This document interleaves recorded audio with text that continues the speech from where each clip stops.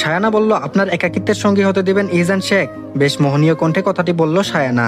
ইজান বলল, lunch time শেষ, আবার অন্য একদিন খুশগপ্প করতে আসবেন, ঠিক আছে? সায়ানা বলল, আপনাকে কি আমার সেরকম মনে হচ্ছে ইজান? ইজান বলল, আসলে কিরকম বুঝতে পারছি না। সায়ানা বলল, যাই হোক, বাদ দিন। 1 মাস পর হসপিটালের সব senior doctor, medical officer, junior doctor, হসপিটালের সিআই এবং ম্যানেজিং কমিটি সবাই মিলে একটা গেট টুগেদার পার্টি হবে। আপনি থাকবেন তো? ইজান বলল, পরেরটা ভেবে দেখবো, এখন আমি রুগী দেখা স্টার্ট করব, আপনি চাইলে আসতে পারেন। কথাটি সায়ানার বেশ গায়ে লাগলো। এভাবে কেউ বলে নাকি? আজব তো। তার মতো সুন্দর মেয়েকে ইজান পাত্তা দিচ্ছে না, বিষয়টা বেশ সন্দেহজনক। ইজান কেন বুঝে না সায়ানার যে তার খুব পছন্দ? সায়ানার চেয়ার ছেড়ে উঠে দাঁড়ালো। আর এক মুহূর্ত এখানে থাকা যাবে না, না হলে জানি আবার কি বলে ফেলে। তার একটা মান সম্মান আছে তো। আর এদিকে সারা দুপুর বিকেল ইজানিয়া তার 14 গোষ্ঠীর কাহিনী শুনিয়ে দিল পদ্মকে। পদ্মের কিন্তু ভালোই লেগেছে। আসলে পদ্ম এরকম কথা বলা মানুষকে পছন্দ করে। সেও প্রচুর কথা বলতে পছন্দ করে, কিন্তু পরিস্থিতির কারণে বলা হয়ে উঠছে না। আবার কি নাকি ভাবে। ইজনিয়া একটা বন্ধুসুলভ মেয়ে, তার কথা দেখেই বোঝা যায়। রাত 8টায় পদ্ম আর ইজনিয়া রাতের খাবার খেয়ে ফেললো। ইজনিয়া চলে গিয়েছে পড়তে, আর পদ্ম ইজানের রুমে এসেছে। গ্রামে হলে এতক্ষণ ঘুমিয়ে যেত, কিন্তু এখানে এত তাড়াতাড়ি ঘুমিয়ে পড়লে যদি ওনারা কিছু মনে করেন। পদ্ম খাটে বসে আবারও সেই ছবিটার দিকে তাকালো।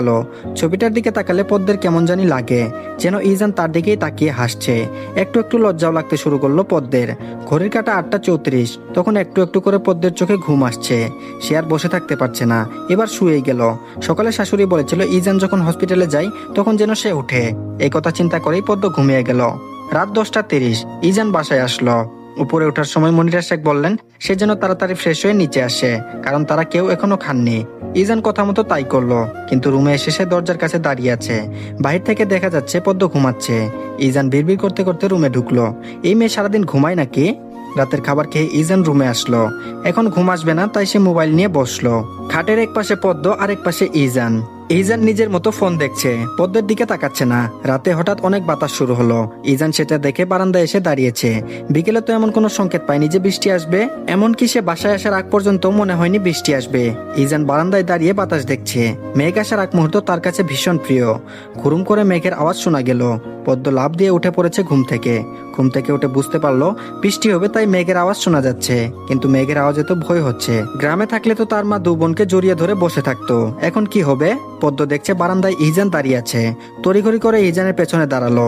ইজান পদ্মকে খেয়াল করেনি, তার দৃষ্টি বাহিরে। আবারও মেঘের ডাক শোনা গেল। পদ্ম ভয়ে ইজানের টি শার্ট টেনে ধরলো। ইজান পিছন ফিরে তাকালো, দেখলো পদ্ম চোখ বন্ধ করে কাছুমাচু করে রেখেছে।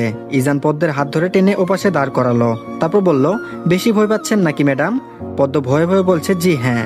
ইজান বলল, আবারও মেঘ ডাক দিল। পদ্ম আবার চোখ বন্ধ করে ইজানের টি শার্ট চেপে ধরেছে।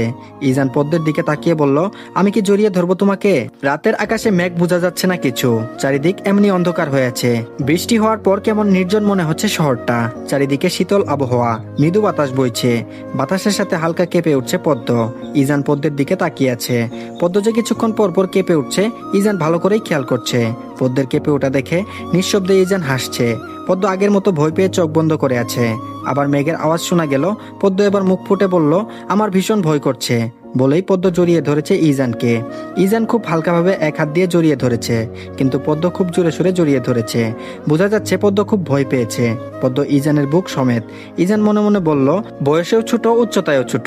আচ্ছা, ইজানের এমন কেন লাগছে? পিচ্ছি একটা মেয়ের